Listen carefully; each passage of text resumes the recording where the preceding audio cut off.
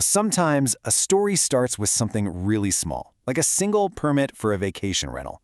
But then it blows up into this huge debate about, well, how do we even read the rules? What do words like local or respond actually mean when you get right down to it? And maybe most importantly, who's on the hook when things go wrong? And this whole thing really kicks off with this simple but kind of glaring numbers problem. The county code says a property manager has to be within 30 miles. Easy enough, right? But the neighbors, they pulled out Google Maps and found the actual drive is over 41 miles. So how does that even work? Well, that's exactly where our story begins. So let's set the scene. We're in Aptos, California, in the neighborhood called the Rio Del Mar Upper Cliffs, specifically on Townsend Drive. Residents there describe it as a really tight-knit community. The kind of place with long-term homeowners who all know each other. Back in February, the county gave the green light to an application to turn a home at 519 Townsend Drive into a 3-bedroom vacation rental. Now, this wasn't some big public debate or a city council meeting. It was just a staff-level decision and administrative approval. And that approval turned out to be the spark that lit a pretty big fire. A group calling themselves the Concerned Neighbors of Rio Del Mar Upper Cliffs got organized and fast. They collected 128 signatures and filed a formal appeal against the county's decision. 128 signatures. That tells you right away this wasn't just one or two unhappy people. Okay, so here's what you really need to get about the neighbors' argument. They're saying this isn't just a not in my backyard thing. Their whole case is built on the idea that the county actually made big mistakes applying its own laws and, in the process, completely ignored some very real safety issues that the community is facing. And that brings us to their first huge point of contention. It really all boils down to one simple question. When the law says 30 miles, are we talking about a straight line on a map, as the crow flies, or the actual roads and highways a car has to take? So let's look at the actual wording, because this is where it gets tricky. The county code says the manager has to be located within 30 miles. It's pretty plain. But notice what it doesn't say. It doesn't specify driving miles, but it also never mentions the word radius. And that little bit of ambiguity, that's the heart of this whole conflict. In their appeal, the neighbors call this out directly. They basically say the county just made up the term radius to fit the situation. They argue the real-world rubber-meets-the-road driving distance from the manager's home in San Jose is 41.1 miles, which is way, way outside that 30-mile limit.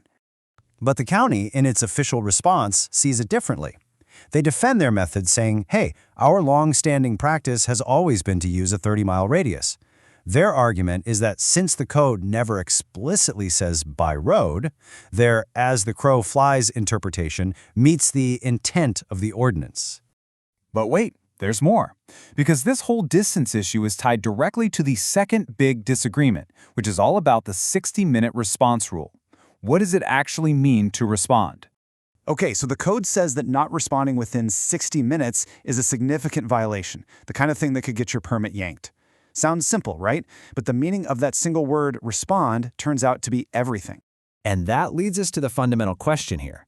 Is responding just, picking up the phone and saying hello, or does it mean you have to physically get in your car and show up at the property to deal with whatever's going on? The neighbors are adamant that respond has to mean being there in person. They make the very practical point that a 41-mile drive, especially over the infamous Highway 17, can easily take way more than an hour. So they argue it's physically impossible for this manager to meet the requirement. But, and this is a big but, here's the county's counterargument. They say, nope, the ordinance only requires responding to calls within an hour. It doesn't say a thing about having to drive there. So for them, as long as the manager answers the phone, they're following the law.